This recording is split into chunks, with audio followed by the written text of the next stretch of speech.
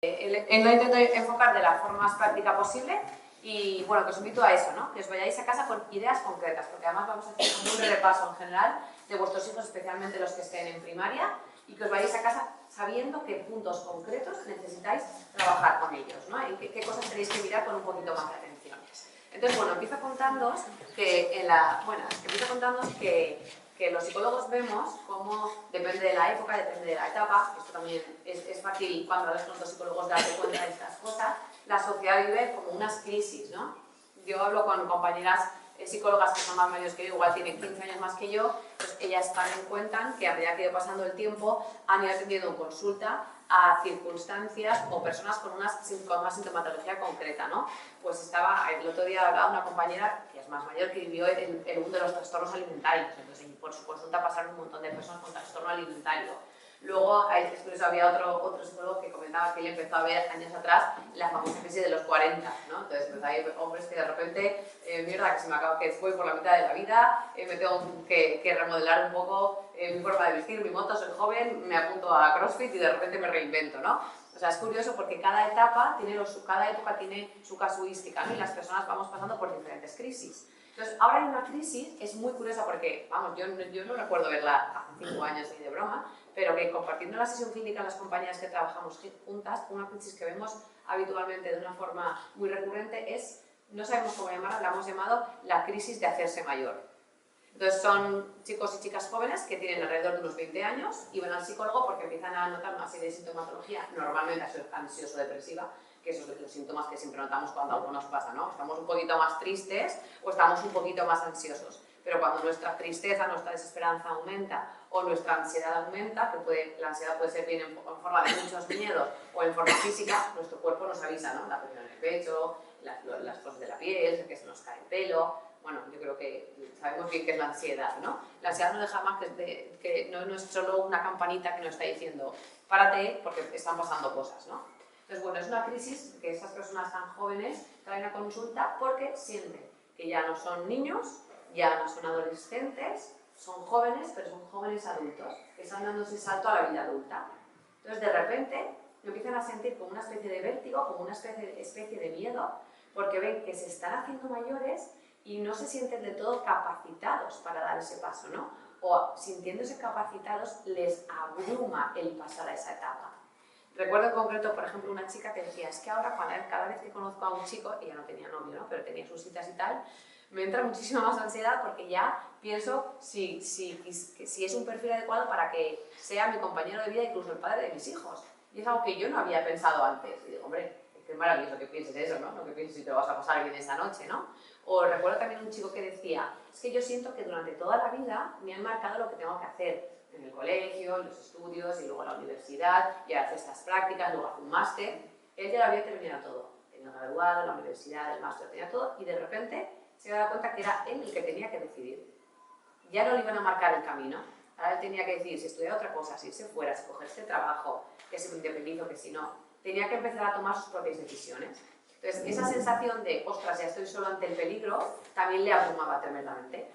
Y luego es una crisis que también vemos, perdonad este sesgo de género, pero es lo habitual muchas veces en varones que de repente se ven en relaciones de compromiso, en relaciones maduras y que toca dar el paso. Nos vamos a vivir juntos, nos casamos, vamos a tener un hijo y de repente le entra aquí una angustia existencial que dices, ay madre, que pierdo mi individualidad, que pierdo mi autonomía. Entonces, todas estas crisis que giran en torno a me estoy haciendo adulto y eso me da miedo o no me veo capacitado, es algo que los psicólogos ahora vemos muchísimo en consulta.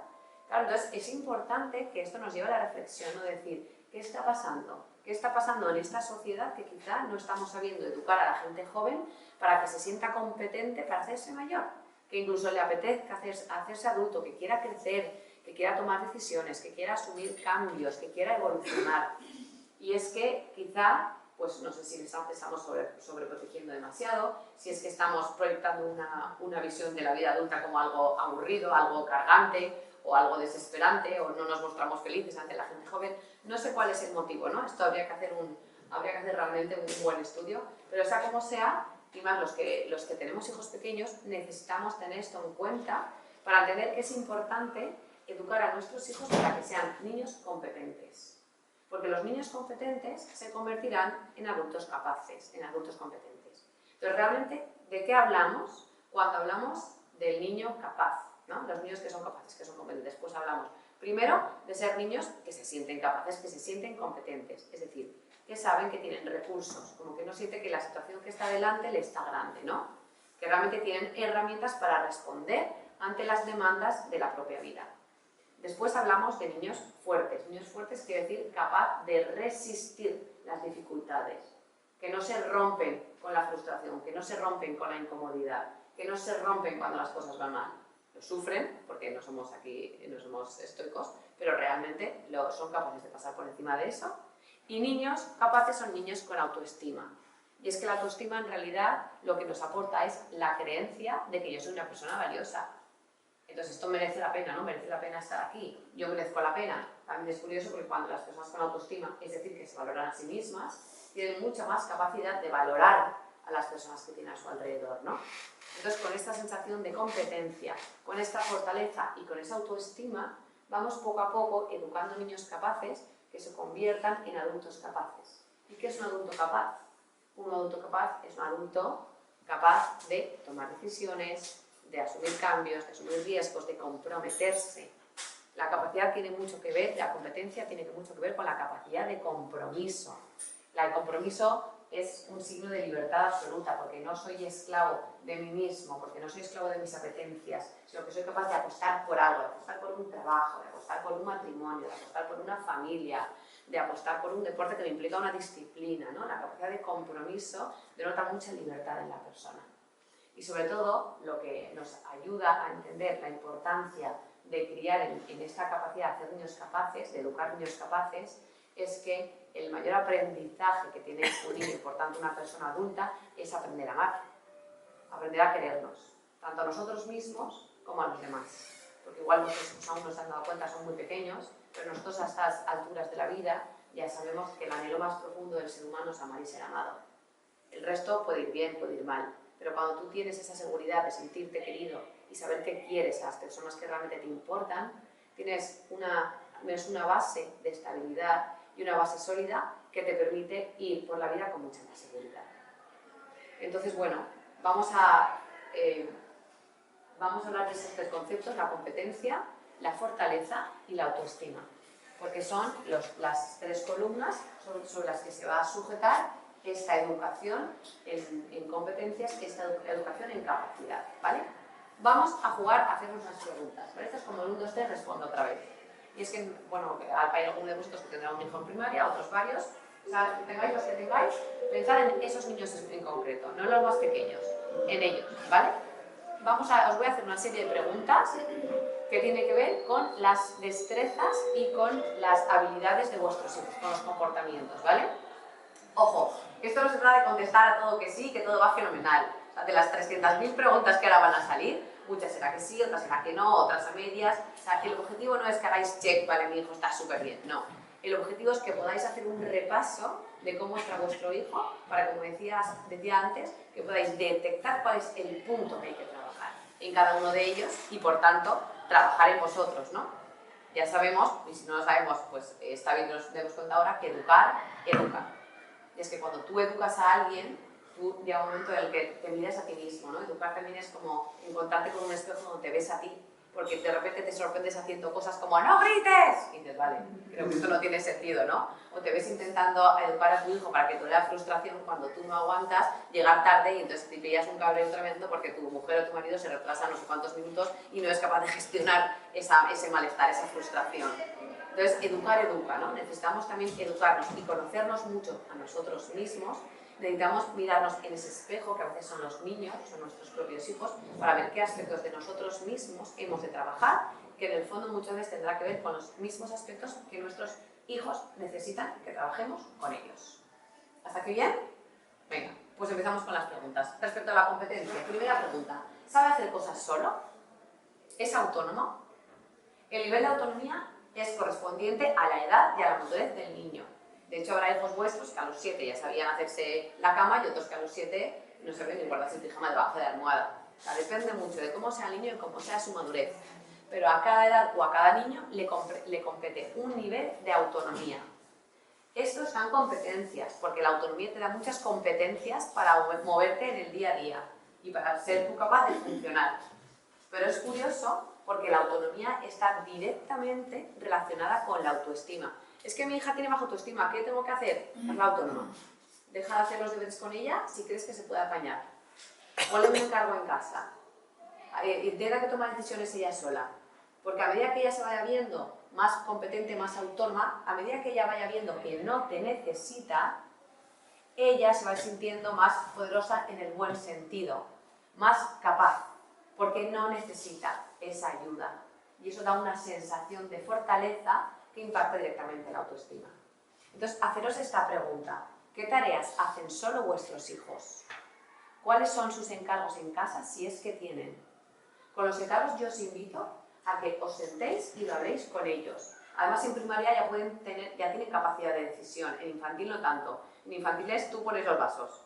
En primaria es, mira, puedes barrer esto, recoger la ropa de no sé cuántos o encargarte de que siempre haya agua fría en la nevera. Ellos ya son capaces de decidir, lo podéis compartir, ya tienen una capacidad de dialogar muchísimo mayor que antes. Entonces, elegid con ellos las tareas de casa que les correspondan, ¿vale? Ojo, a mí me sirve pensar que la tarea que le encargo a mi hijo, a mis hijos, tiene que ser un poquito más complicada de lo que yo piense que son capaces. O sea, si le doy una tarea que pienso, lo va a poder hacer, es que me he quedado corta. Si le pongo una tarea que digo, ay, no sé si realmente me estoy pasando, seguramente será una señal.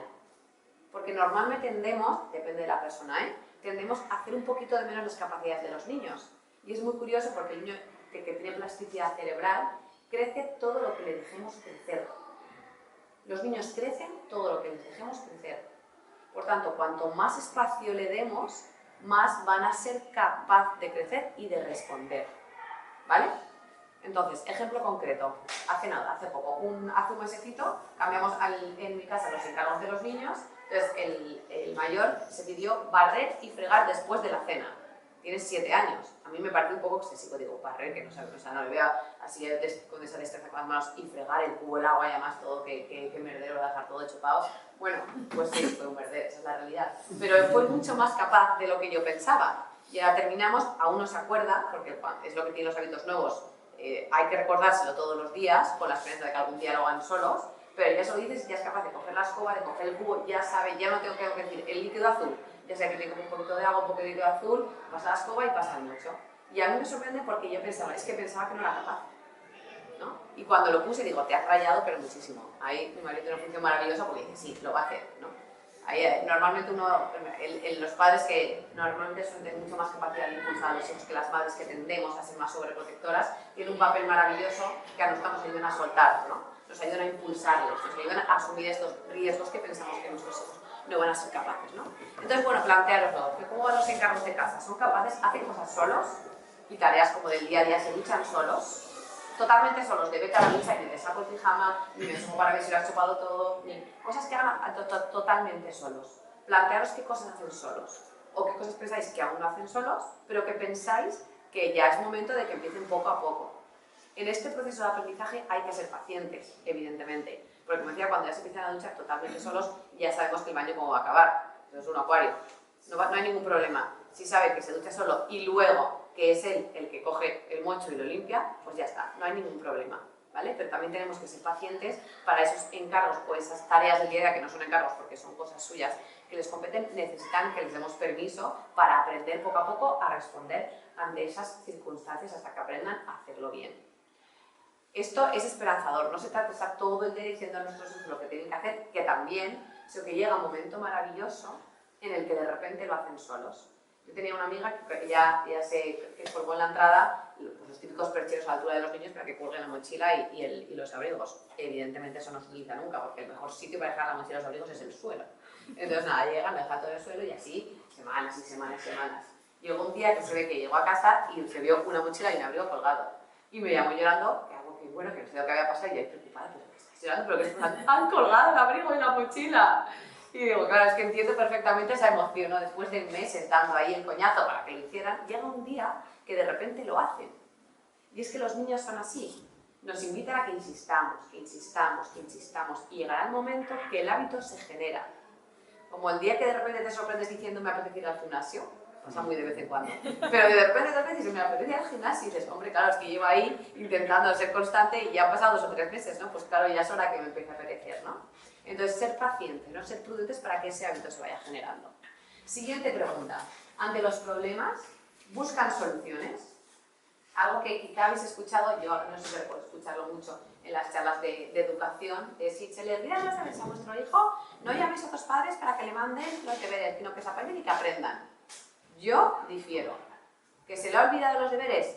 Una cosa que se olvide siempre, pues igual tiene que escarmentar y ya te apañarás mañana si la profesora te castiga o te pone alguna falta. Pero si te ha olvidado los deberes, la cosa no es pues aprovecha para que aprenda.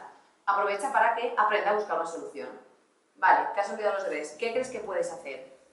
Evidentemente al principio es, pues no lo sé, me lleva por una falta, no sé cuántos. Vale, piensa lo que podemos hacer o lo que puedes hacer para intentar buscar una solución. Pues, y que ellos no sean, pues podemos hablar pues llama a la profesora. Y digo, no, yo no voy a llamar a la profesora porque son tus deberes. Pues llamo yo a la profesora. Vale, no puedes llamar a la profesora porque es tu casa. Pues llama a la madre de Martín no sé cuántos. Pues llama a la madre. Pero es él el que coge el móvil, el que llama, el que... Entonces, entiendo que esto pues es opinable porque hay muchas formas de hacer las cosas, pero no es una oportunidad para que escarmente, es una oportunidad para que busque una solución. Entonces, cuando tengan este tipo de problemas, entiendo, y más en esta edad, que es una oportunidad de oro que tenemos para decirle, vale, intenta solucionarlo, a ver qué haces ante esta situación, ¿no? También sucede muchas veces con cosas muy chorras como que nos vamos a un parque y de repente se deja la pelota de fútbol. A nosotros eso nos ha pasado muchísimo. Pues se nos va a ir la pelota de fútbol, ¿vamos a volver a casa? No vamos a volver a casa por la pelota de fútbol. Pero ahora yo también intento decir, pues a lo mejor te acordarás, no. Pues busca, no tienes pelota de fútbol, ¿qué solución puedes pensar? Entonces empieza a pensar, pues otra cosa que puede jugar. O buscar en el parque otro grupo de niños que esté jugando a fútbol, entonces me acerco, yo no te voy a acompañar, te voy a invitar a que lo hagas, pero me acerco para que tú juegues al fútbol. Entonces invitarles a hacer la pregunta, ¿cómo podemos solucionarlo? ¿Vale? Entonces cada oportunidad, cada contratiempo, cada fallo que tengan es una oportunidad para crecer. No les privemos.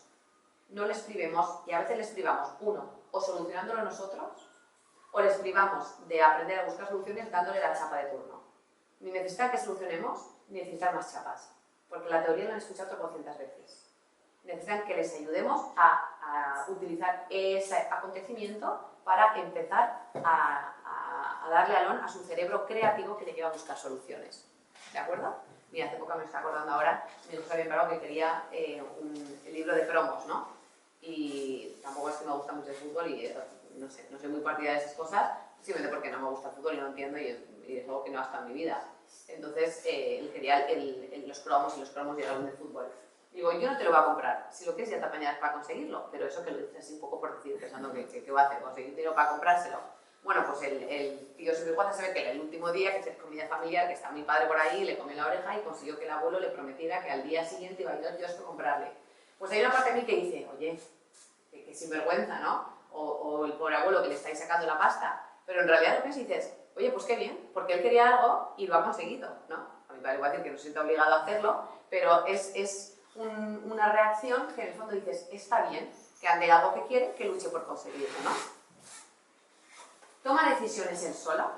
Insisto, difiero entre infantil y primaria porque son dos etapas diferentes, ¿no? Quizás estamos hablando de infantil, el niño sí que necesita, en una cosa tan concreta como, coge el abrigo que hace frío. Y merece la pena insistir porque el niño más pequeño no tiene esa capacidad para discernir si hace o no hace frío. Los niños más mayores saben perfectamente que si estamos en invierno hace frío. Y si no cogen el abrigo es o porque la experiencia no está en el abrigo, o porque ahora mismo no tiene la cabeza ahí, o porque simplemente luego no quiere cargar con él. Lo que sea. Entonces ya está una edad para que les digamos, hace frío, lo mejor es que cojas el abrigo, pero lo que tú quieras. Eso está bien. Luego no pasa nada si tienen más o menos frío, pero están preparados para que nosotros, aún no son tan mayores como para que les salga solo, vamos a recordárselo, vamos a decirle lo que nosotros pensamos, pero vamos a darle la oportunidad para que sean ellos lo que decidan. O darle la oportunidad real, no es yo creo que tienes que cogerlo, pero haz lo que veas. Con toda esa pasividad, ¿no? Que en pareja también sabemos muy bien lo que tú quieras, lo que significa, ¿no? De letra pequeña, o haces lo que yo quiero o te asesino. No, es haz lo que tú quieras de verdad, ¿no? De yo creo esto, pero tú lo que veas, ¿no? O tengo deberes el fin de semana, yo creo que es mejor que lo hagas el viernes para que te lo quites de encima, pero lo que tú veas. O sea, está muy bien que esta es mi opinión, no eres tan mayor como para empieza a tener tan claro el criterio, pero con mi opinión encima de la mesa, luego sé tú el que decide, ¿vale? Entonces, también esas esas situaciones del día a día en el que podéis, dando vuestra opinión, luego le pasáis a ellos la pelota. Hace poco, por ejemplo, también, en casa de mi hermana con mis sobrinas, creo que había hecho pues, alguna crema de verduras, cosas que igual a los niños les da pereza, ¿no? Entonces, había una de sus hijas que no le gusta nada. Entonces, ella le dijo, a ver, hay crema de verduras y hay gazpacho. Puedes elegir entre las dos cosas, pero si no, lo que no te comas hoy, te lo comerás mañana. Yo creo que es mejor que te comas hoy las verduras, porque así es lo que te encima y mañana te gustará pero lo que tú quieras. La niña dijo gazpacho. Al día siguiente se come la crema de calabacín.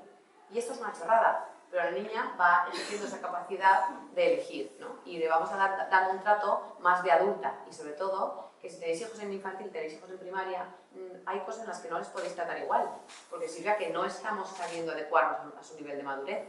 Entonces, si para los dos es lo mismo, a uno lo obligo y al otro también, en determinadas circunstancias, no estoy haciendo distinciones. Y la madurez de un niño de 3 no es la misma que la madurez de un niño de 8. Entonces tiene que haber diferencias y está bien que las haya, ¿vale? Tiene ganas de aprender. Esto también depende mucho, evidentemente, de la personalidad del niño y de lo inquieto que sea, pero nosotros como padres podemos transmitir las ganas de aprender. Y eso se hace mucho con las proyecciones de futuro. Cuando sepas ir en bici, nos podemos marcar unas excursiones tú y yo por la montaña que ya verás. O ahora cuando aprendas a leer un poquito, o cuando te acostumbres a leer libros más mayores, hay una saga de Harry Potter que te va a encantar y además luego están las películas y además, o sea, está bien que les anticipemos que aprender es guay, que aprender no es igual a carga, responsabilidad, no, sino que aprender te hace capaz. Entonces está bien que les vayamos anticipando las bondades de aprender. O cuando tú ya aprendas a sumar o a hacer multiplicaciones de memoria, cuando vayamos a Mercadona, podemos jugar, que se jugaba yo de pequeño, a coger unas cuantas cosas y a ver quién adivina cuánto vamos a pagar en la caja antes de llegar. Chorradas, pero les vamos anticipando que el aprendizaje, luego, cuando llega, tiene sus puntos buenos. Es como hacer un juego, ¿no?, de algo de eso. Y sin perder el foco que estamos en el presente, pero ir viendo como en el futuro, cuando yo sea un poquito más mayor y aprenda más cosas, podré hacer cosas guays con esos aprendizajes, ¿vale? Entonces, haciendo estas pequeñas proyecciones de cuando haremos a ellos les ayuda a tener ganas de estar ahí. Cuando algo le interesa, es capaz de negociar, lo que decía antes de los cromos, ¿no? Cuando decíamos de la crema de calabacín o el gazpacho. Está bien que negocien. Y a veces los niños, mira, hace poco, ¿qué es lo que pasó? También estábamos con unos amigos y había que tenían bastantes hijos, entonces estaban todos los niños por ahí jugando, ¿no? Porque lo que les estamos diciendo es que ellos también pueden tener una palabra ante la vida, que tienen una opinión, que también está bien que tengan una mente crítica, que está bien que se cuestionen las cosas, ¿no? Incluso para los que no son tan inquietos, les podemos incitar a que nos convenzan. Es que no quiero ir a no sé dónde. ¿Por qué no quieres ir? Si me convences, no vamos. Probadlo, a ver cómo responden. Es que no quiero ir a... Vale, convénceme. Yo creo que tengo la mente abierta, igual me dejo convencer. O si me dices por qué en concreto lo puedo entender, me dejo convencer. Pero convénceme, explícame por qué no quieres, ¿no? Entonces, a ellos también les vamos potenciando esas oportunidades que, insisto una vez más, les amplían y les despiertan ese cerebro mucho más creativo y esta mirada crítica ante la vida, ¿no? Donde yo tengo una opinión. Se preguntan el porqué de las cosas. Esto, al igual que hacíamos con las ganas de aprender, que les vamos anticipando las cosas guays que van a pasar cuando aprendan, un niño que se empieza a interesar por el porqué de las cosas es un niño al que se le explica el porqué de las cosas, sin la necesidad de que lo haya preguntado. Es que esto también es muy temperamental. Hay niños que son súper curiosos y la etapa del por qué, y por qué, y por qué, y por qué, y por qué. Pero hay niños que son mucho más conformistas, o que no se plantean tanto las cosas, o son más cortoplacistas, ¿no? Entonces, pues es importante como padres podamos acostumbrarnos a explicarle el porqué de las cosas, si va surgiendo, aunque no lo hayan preguntado, ¿no? Por ejemplo, los niños se van a dormir antes que los adultos. ¿Sabéis por qué los niños tienen que dormir más que los adultos? En el momento que se tiran a la cama, o sea, que sea la hora de irse a la cama y que no quieran ir. Darles una razón. ¿Sabéis por qué los niños tienen que dormir más que los adultos? Pues porque los niños estáis creciendo, entonces vuestro cuerpo necesita estar más tiempo dormido porque esto hace que vuestro cerebro se desarrolle, bla, bla, bla, bla. Entonces lo normal, y lo cogéis en movilidad, un niño tiene que dormir entre 11 y 12 horas. Es una curiosidad, es una chorrada, pero ellos entienden que hay detrás, ¿no? Y les vamos ayudando a que se planteen el porqué de las cosas, ¿no? O porque ¿sabéis por qué es bueno tomar verduras? ¿O sabéis por qué no es adecuado desayunar galletas todos los días? ¿No? Hacerle esas preguntas, ¿sabéis por qué? En realidad es una pregunta que vais a responder vosotros, ¿no? Pero el ¿sabéis por qué? Es una buenísima herramienta para hablar de vuestros hijos. Porque más a los niños, pues si no os habéis dado cuenta, les encanta escucharos, les encanta que les contemos cosas, que les contemos historias, que les contemos curiosidades. Entonces cuando les empezamos a tener estas narrativas, ¿no? de las cuestiones que hay detrás, el porqué de las cosas, incluso cosas que nos han pasado, a ellos les encanta que les hablemos. A esta edad de la adolescencia ya no. Pero ahora aún les encanta escucharnos. De hecho, os pedirán que les contéis las mismas cosas una y otra vez, porque les resulta agradable y porque aún están súper enamorados de vosotros. Entonces, todo lo que venga de vosotros les va a parecer bien, o a priori casi todo, ¿no? Tienen aún los oídos muy abiertos. Aún sois su figura de referencia, ¿no? Los amigos los iguales, no sé, os están pisando los talones, pero aún no han llegado a vuestra posición, ¿no? Entonces, aún os podéis permitir contarles muchas cosas porque a ellos les parece maravilloso. Entonces, hacerle esta pregunta, ¿sabéis por qué? Y lo que os ocurra, porque eso alimenta la curiosidad de los niños. ¿Es capaz de asumir riesgos? Eso tiene que ver con la capacidad de elegir, evidentemente. Tú cuando eliges, asumes unos riesgos, ¿no? Puedes asumir que algo malo va a pasar. Y esto pasa, por ejemplo, mucho. Algún ejemplo concreto. Pues se va a algún sitio que llevas, mira, la pelota de fútbol, ¿no? O que llevas algún juguete. Es un riesgo llevarse un juguete a un sitio con más niños y con más familias porque sabemos que se puede perder, que se puede romper, que se extravía, que lo que sea, ¿no?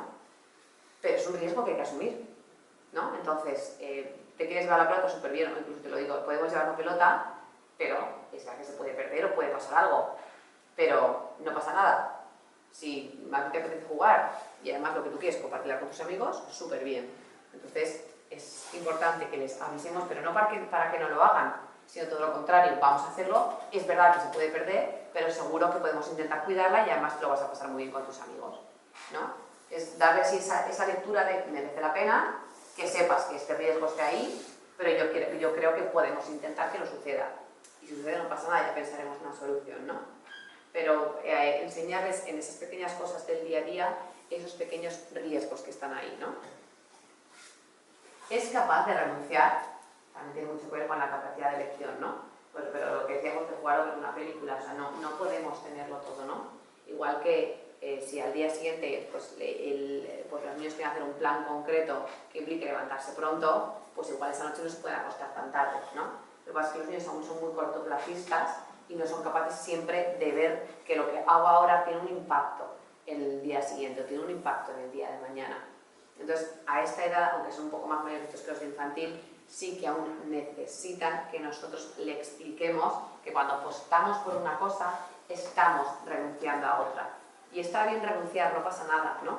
De hecho, cuando lo hagan, cuando renuncien, por ejemplo, no hemos podido ir al partido al partido de fútbol de esta mañana, pero hemos estado en el cumpleaños de tu prima, es verdad que no hemos ido al partido, pero que nos lo hemos pasado bien, ¿no? Y está bien que le podamos hacer esa lectura, es decir, hemos renunciado a una cosa, pero hemos hecho otra, y así también está bien, ¿no? Es capaz de posponer.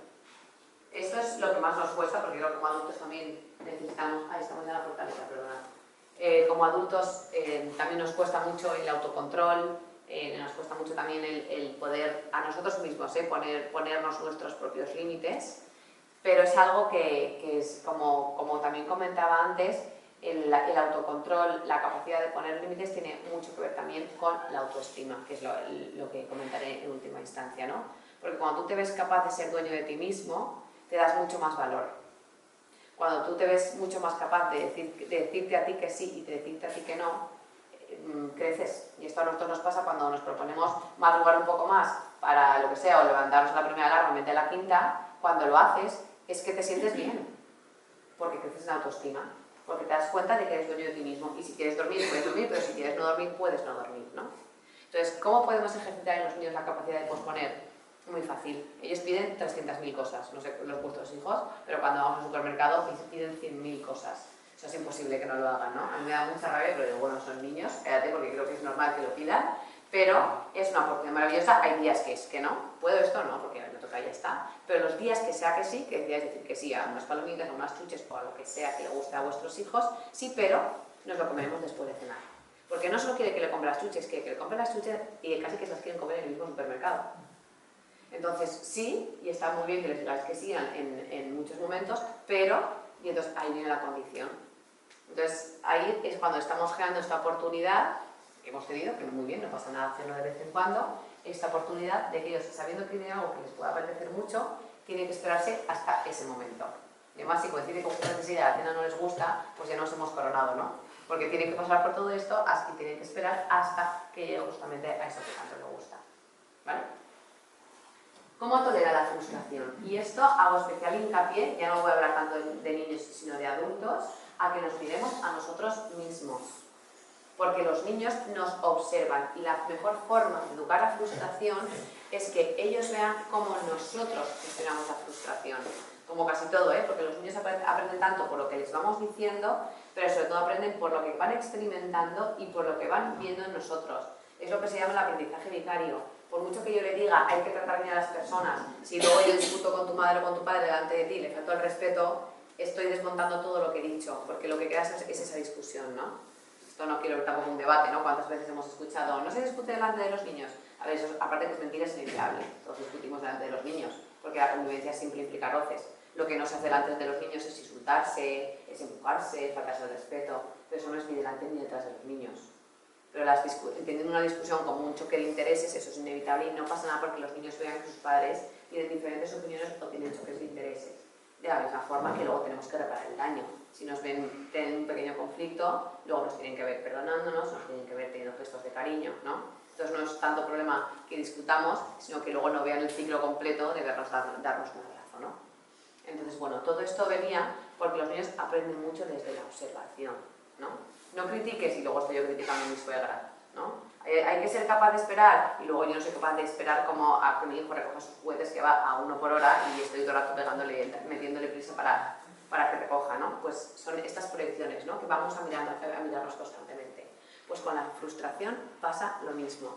Es algo que los niños aprenden sobre todo de cómo nosotros lo hacemos, especialmente cómo lo hacemos con ellos.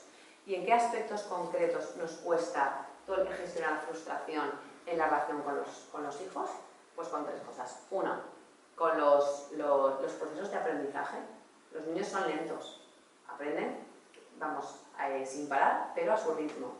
Entonces, cuanto más pacientes seamos respetando sus procesos de aprendizaje, ellos más van a entender esa capacidad de espera, esa capacidad de gestionar la frustración.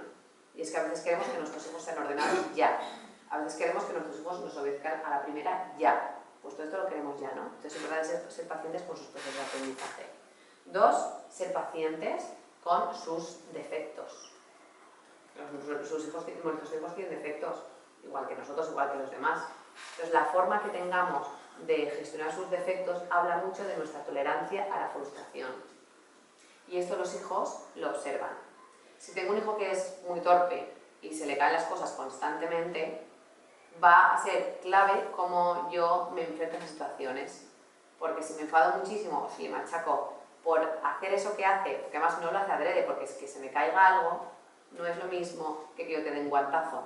Una cosa es algo que tiene que ver con la impulsividad y el otro tiene que ver con un rasgo de personalidad que es un poco más trompellot y puede ser más torpe y ya está, ¿no?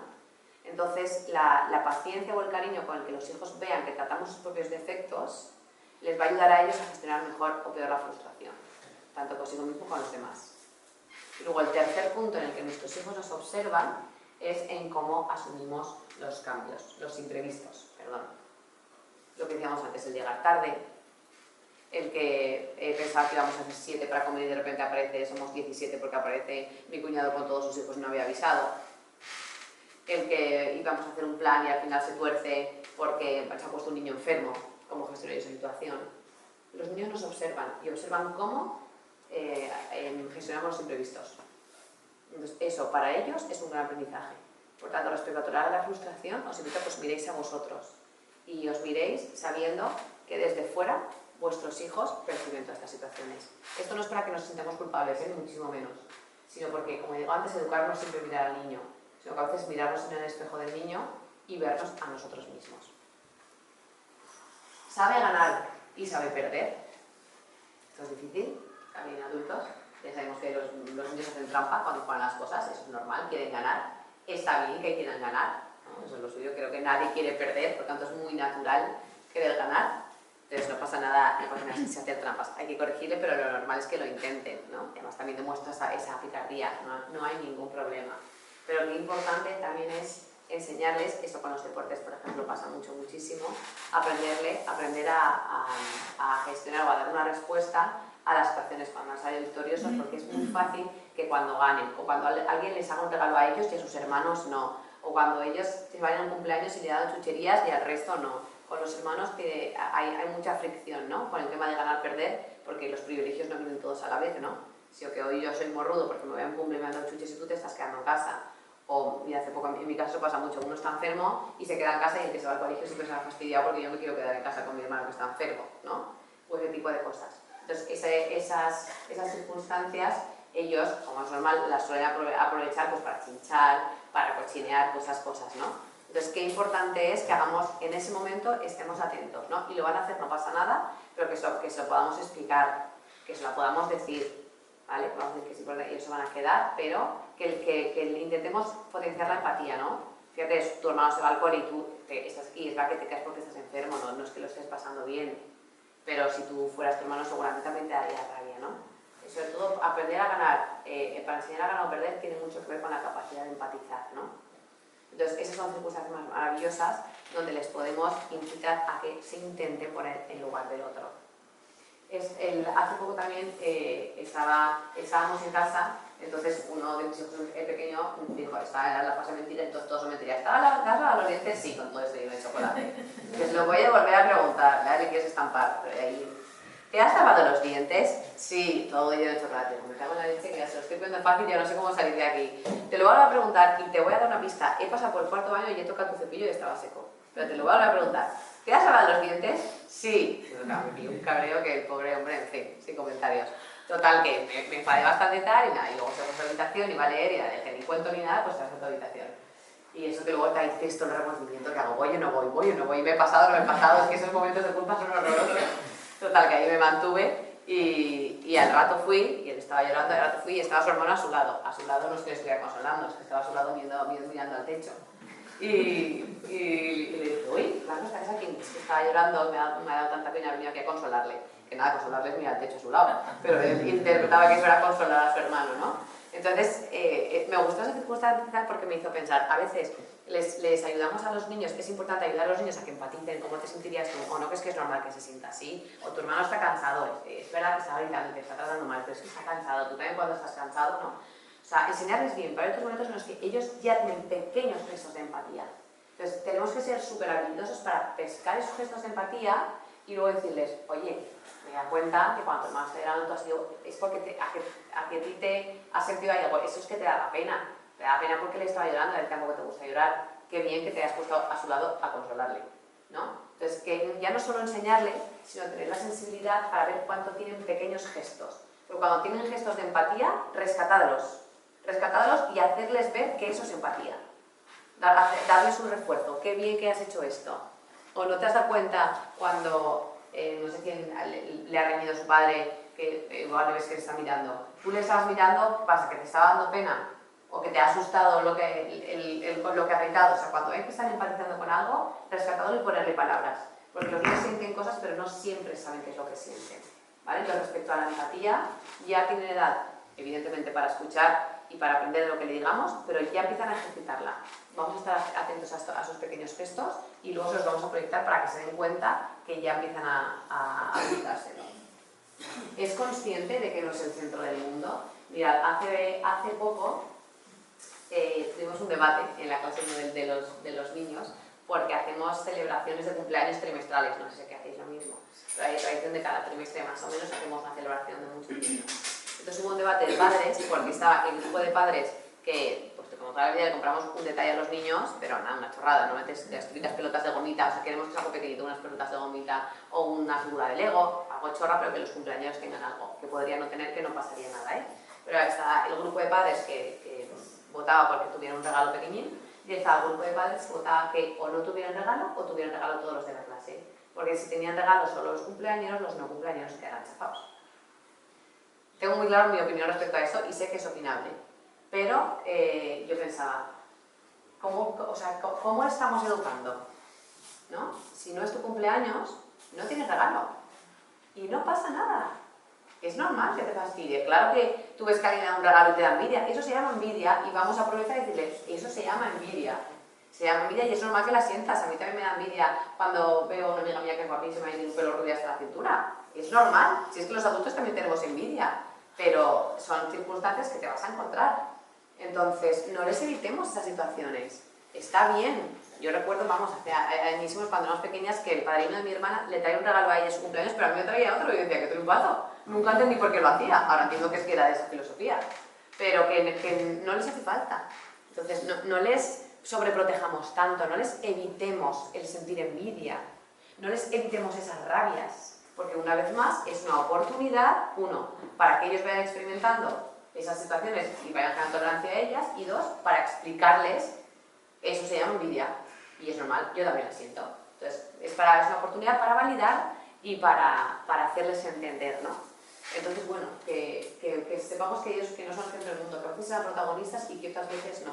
Y esto también pasa mucho con los turnos de hablar, ¿no? A veces los niños nos quieren contar cosas, pero igual empiezan a contar algo y el hermano también quiere contar otra cosa, o a lo mejor empiezan a contar algo cuando nosotros, como pareja, estamos hablando. Está muy bien y es necesario decirles, espera que terminemos de hablar y luego me lo cuentas, ¿no? Pues otro gesto muy cotidiano en el día a día, que lo que le estamos transmitiendo es, no eres el centro del mundo, te quiero mucho, pero no todo gira en torno a ti, esta familia. Entonces, si papá y yo estamos hablando ahora mismo, espera que terminemos de hablar y luego ya me lo dirás. Es que luego se me olvida, no pasa nada, te lo apunto en el papel, o luego si se te olvida, tranquilo que la idea te vendrá. Y si te olvida, no pasa nada. Ahora mismo estamos hablando nosotros, entonces es importante que te pongas a la cola. Entonces, con los turnos de palabra, que es algo muy tonto del día a día, también es una oportunidad para que ellos entiendan que no son el centro y que a veces eso es su momento y a veces no es su momento y no pasa nada. Y luego ya, esto es muy cotidiano, en casuísticas mucho más concretas, los niños también se pueden sentir a veces un poco desplazados, ¿no? Pues cuando hay uno de los hermanos que tiene alguna enfermedad, o que ha tenido un ingreso hospitalario, o que es un niño, esto ya lo he dicho algún otro año, ¿no? Pero siempre se dice que hay niños cuadrados y niños redondos, ¿no? Los niños que nacen son redonditos, les empujas y funcionan solos, a veces son los mayores, los más mayores tienen tendencia a ser más redondos, y los cuadrados son los niños que nacen, les das un empujón y se quedan parados. Otro empujón y se quedan parados. Entonces te tienes que pasar la vida empujando a este pobre niño porque no hay forma de que ruede. Entonces todos tenemos, o es habitual tener hijos cuadrados y hijos redondos. Pues a veces los cuadrados necesitan un poquito más de atención en algunos aspectos y los redondos lo notan. Entonces está bien que no nos despistemos de los redondos porque sean un poquito más autónomos, no les tenemos que dejar solos, pero también está bien hacerles entender que si su hermano necesita más atención porque le cuesta más, porque aprende más despacio que él, o por lo que sea, que va a tener un poco más de atención a veces. O que si ahora está malito, pues estamos mucho más encima de él. Entonces no pasa nada porque a veces, esto tiene que ser un baile homogéneo, en la familia hay miembros que reciben más atención. Y eso es importante que lo entendamos todo, de la misma forma que si tu suegra está enferma y tu marido se pasa la vida en el hospital, ¿te lo comes con patatas? Pues porque somos una familia, porque la situación lo requiere. Y como mujer tengo que aceptar pues que ahora, como mi marido está en el hospital con su madre, pues yo ahora voy a llevar mucha más carga. Y eso forma parte de la vida, ¿no? Entonces que también les podamos ir experimentando y les podamos explicar que estos son circunstancias que suceden y que todos tenemos que hacer un esfuerzo. Asume sus errores y sus limitaciones y ellos lo asumirán bien cuando nosotros lo asumamos bien. Lo que decíamos antes del vaso de leche, ¿no? Cuando si ellos tienen sus cagadas o tienen sus errores, si nosotros somos pacientes en la reacción, ser pacientes no es no ser rotundos, ¿eh? Es decir, si otra vez te has vuelto a dejar la bolsa de deporte en el colegio y te la tienes que traer, o sea, está bien deciros que es importante que te esfuerces porque luego no sé cuándo y la semana que viene te vas a hacer el chándal sucio, está bien que eso lo digamos, pero si somos excesivamente como agresivos o a veces despreciativos, y digo despreciativos porque a veces despreciamos a nuestros hijos, ¿eh? A veces lo hacemos, es natural, somos humanos, pero a veces les despreciamos cuando hacen cosas que no aprobamos. ¿Te habéis olvidado? Ay, macho, tío, es que no aceptas una. Por el chaval, ¿no? Que es normal de reaccionar así, pero que a veces somos un poco duros con ellos, ¿no? Y lo que les admitimos que decir. O sea, a veces una cara lo dice todo, ¿no? Entonces, que bueno, que es compatible ser rotundos con respetarles y con ser delicados, ¿no? Pero con mucha rotundidad te voy a decir que tienes que esforzarte porque te has dado cuenta que te despistas con mucha facilidad, pero venga, vamos a ver si la semana que viene no se te olvida, ¿no? Dice la verdad, esto es lo que dice antes, ¿eh? La época de las mentiras. Pues dice la verdad, bueno, veces sí y a veces no. ¿Cómo podemos potenciar que ellos digan la verdad? Pues podemos potenciar que digan, uno, ponérselo fácil. Te doy una pista, he ido al cuarto de baño y tu cepillo estaba seco. A veces lo ponemos fácil y aún así mienten. Pues es lo que hay, son niños, ¿no? Tienen sus procesos. Pero además de ponérselo fácil, cuando estemos notando que ellos han dicho la verdad y les ha costado, que no se nos ocurra enfadarnos. O sea, a poner más foco en el, ostras, veo, me acabo de dar cuenta de que esto para ti es difícil y has dicho la verdad, gracias por decir la verdad, y hacer foco en eso. Porque hay cosas que a los niños les cuesta mucho decirnos, porque saben que nos vamos a enfadar. Y eso lo percibimos. Entonces, cuando percibimos que a nuestro hijo le está costando mucho decir algo, si luego queremos una consecuencia, una represión de lo que sea, ya mucho más tarde. Pero lo primero que tenemos que sacar es decir, ostras, esto te ha costado mucho decirlo, qué bien que lo hayas dicho. ¿Vale? Hacer foco en que es difícil decir la verdad. Y cuando lo hagan tiene mucho mérito. Luego el contenido, la cagada que hay de fondo, vamos a dejarla en último lugar. Es capaz de adaptarse a los cambios, pues lo que decíamos antes también de nuestra flexibilidad, ¿no? Es algo que se predica mucho con el ejemplo. El no pasa nada. Es importante tener el no pasa nada en la boca. No pasa nada, no pasa nada. ¿Qué tal? No pasa, y que no pasen desapercibidos si tienen fuerza. Para eso, ¿qué os aconsejo que les observéis? Observarles especialmente en los planes con otras familias. Observarles cuando estén relacionándose con otros niños. De verdad, eso yo vamos, me lo tomo como palabra de Dios. Esos domingos, esos sábados donde vais al chalet de algún amigo, coméis una paella, los niños juegan, esos son días en los que pueden pasar 10 horas y ni siquiera he hablado con mi hijo más de ven que ya está la comida. Entonces son días en los que está muy bien que los niños estén jugando por ahí, los adultos estemos distraídos, pero haced una pequeña visita. Haced una pequeña visita, observad y quedaos con algo. Y en el coche de vuelta, comentadlo. Me he dado cuenta de que y le dais alguna devolución. Porque para el niño es muy enriquecedor que nosotros, como ellos son un espejo para nosotros, que seamos un espejo para él, para ver que han hecho algo bien y que no pasa desapercibido. ¿Vale? También esto lo podemos utilizar para todo lo contrario. Me he dado cuenta de que, ¿sabes cuándo? Habéis discutido un montón. ¿Qué ha pasado ahí? Eso también está bien. Los coches de vuelta de los planes familiares es un buen momento para comentar algo que haya pasado ahí. Desprecia para sentirse grande. Yo recuerdo también en un viaje con amigos, un niño que era muy tímido, que a todos nos sorprendió mucho porque en una de estas estaban los niños jugando, entonces para hacer la gracia, este niño le bajó los pantalones a otro. Para hacer un poco para hacer la y se ve tal y cual, porque el otro puede ser fatal porque le da mucha vergüenza, al final se quedó en nada, pero os cuento esta situación porque fue muy evidente cómo este niño tímido encontró en bajar los pantalones a un amigo suyo una ocasión como para hacerse el guay, ¿no? Para que los dos se rieran, para integrarse. Entonces es que a veces que es normal, los niños son torpes en el trato, no siempre tienen la habilidad de integrarse, no siempre tienen la habilidad de sentirse a gusto, de sentirse bien. Entonces a veces tienen este tipo de conductas, ¿no? De que pueden ser un poco más crueles o pueden pasarse de la red de tres pueblos, no porque sean malos, sino porque tienen la necesidad, ¿no? O no encuentran otra forma de sentirse un poco más poderosos, ¿no? Con más fuerza. A veces lo van a hacer y también depende de la personalidad del niño, pero cuando suceda, que nuestro discurso no sea fíjate qué mal lo has hecho, que nuestro discurso sea esto no está bien, pero lo has hecho para llamar la atención, o lo has hecho porque a lo mejor sentías mucha timidez y querías integrarte de una forma tal. Vamos a explicar el porqué, ¿vale? Porque cuando el niño se entiende las cosas, le resulta mucho más sencillo trabajarlas. Y se alegra por los demás. El se alegra por los demás tiene mucho que ver con la sensación de equipo, ¿no? Con la sensación de pertenencia. Mi hijo me decía esta mañana, es que los cromos los compartimos Martín, Javi, no sé qué, no sé cuántos. Y yo pensando, pero ¿cómo vas a compartir cromos con tus amigos si es que luego cada uno se lleva los suyos de su casa? Pero ya sabéis, con un pacto está quien comparte con no sé quién y está quien comparte con no sé cuántos. Que no sé, en realidad, a ciertos aspectos creo que no es nada. Simplemente tú sientes que los cromos de tu amigo son tus cromos. Creo que eso es lo único que cambia, ¿no? Digo, fíjate curioso porque hace un poco esta sensación de pertenencia, ¿no? Esta especie de coaliciones. Entonces, si tus cromos también son los de tu amigo Martín, cuando a Martín le dan un cromo chulo, tú te alegras porque te sientes un poco que es tuyo, ¿no? Entonces, esta chorrada es lo que se llama sensación de pertenencia y pasa en los grupos. Cuando tienes sensación de pertenencia y le pasa algo bueno a alguien de tu grupo, tú también te alegras. Como cuando le pasa algo bueno a alguien de tu familia, ¿no? O a algún amigo o alguna amiga que sientes muy cercano.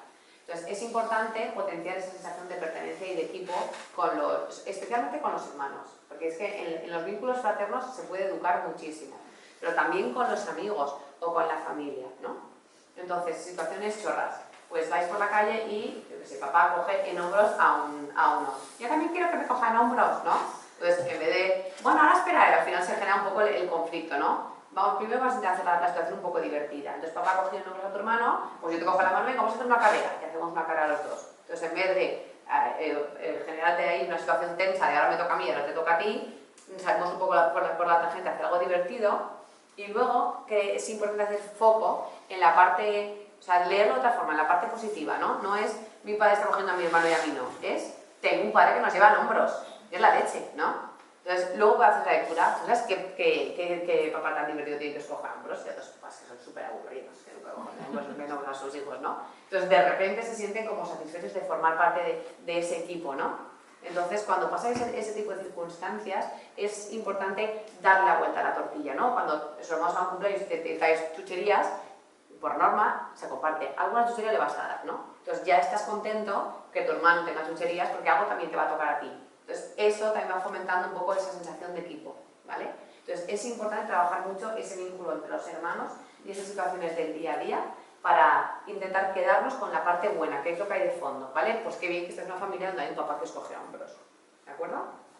Son ejemplos muy tontos, ¿eh? Pero al final se trata de que lo trasladéis a vuestra propia realidad. Encajan los fallos, que como decíamos antes, eso también tiene que ver con cómo los encajamos nosotros. Me recuerda ahora una paciente que venía está pasando por un episodio depresivo, ¿no? Entonces ella llevaba ya con una depresión, más de un año, tal y cual.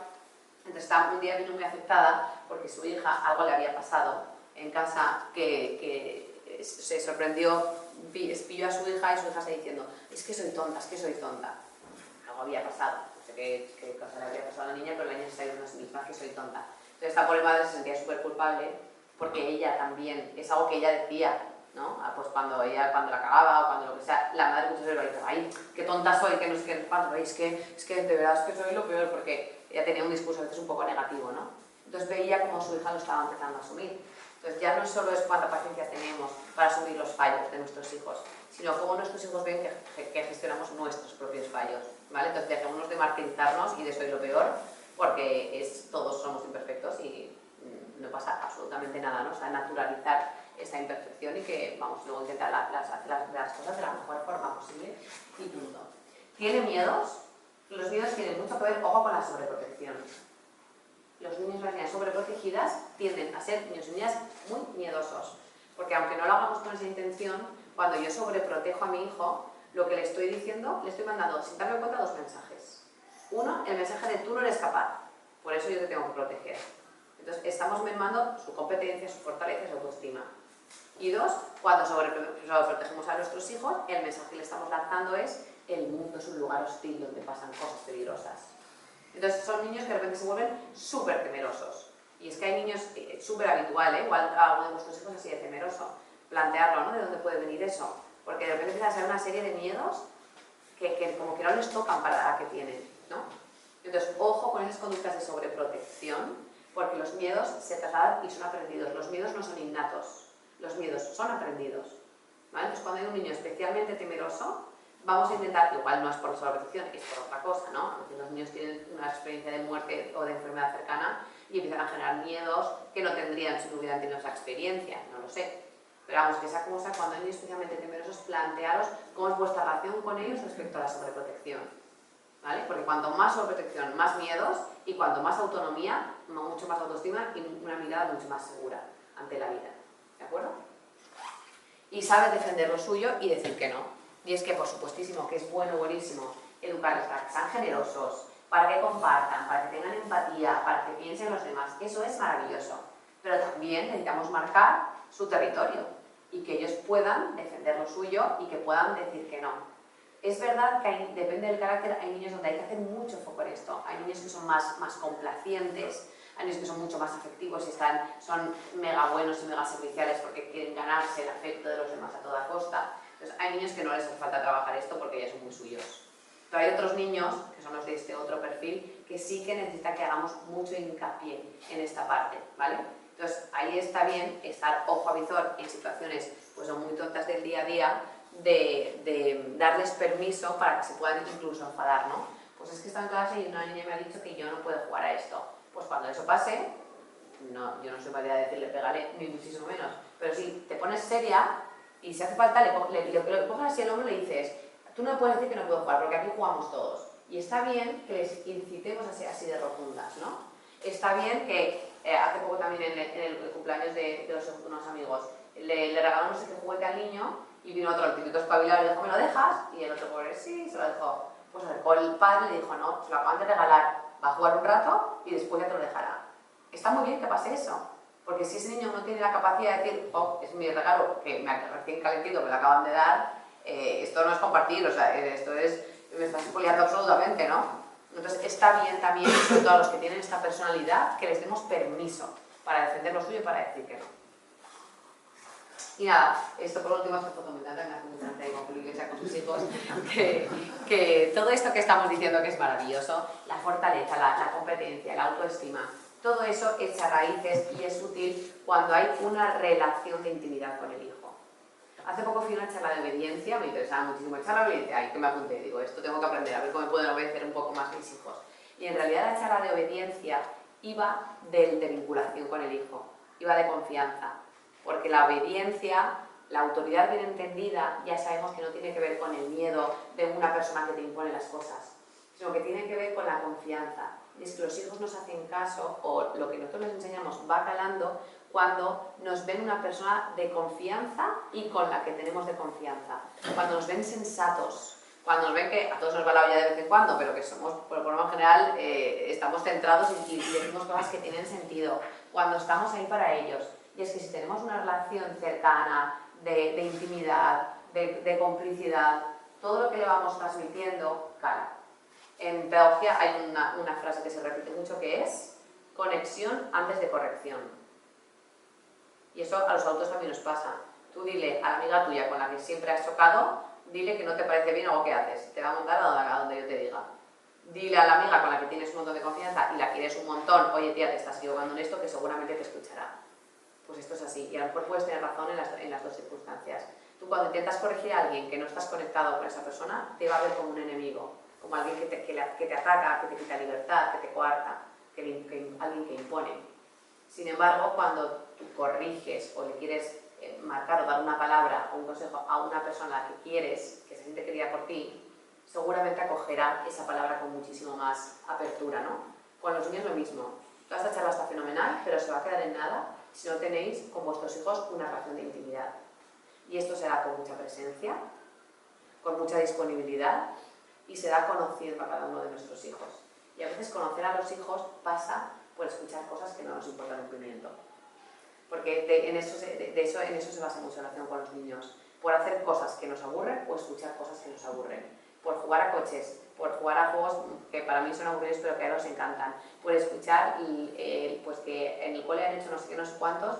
Pues todas las cosas que así a priori nos parecen un poco aburridas o sus problemas que nos parecen así de pequeños, ellos es su mundo. Entonces cuanto más interés mostremos en su mundo, ellos más sientes que realmente les importamos, ¿no?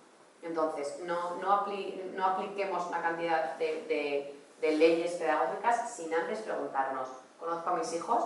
¿Tengo confianza con ellos y se sienten queridos por mí? Porque desde ese vínculo podemos trabajar muchísimo. Así que nada, muchas gracias y gracias por el tiempo.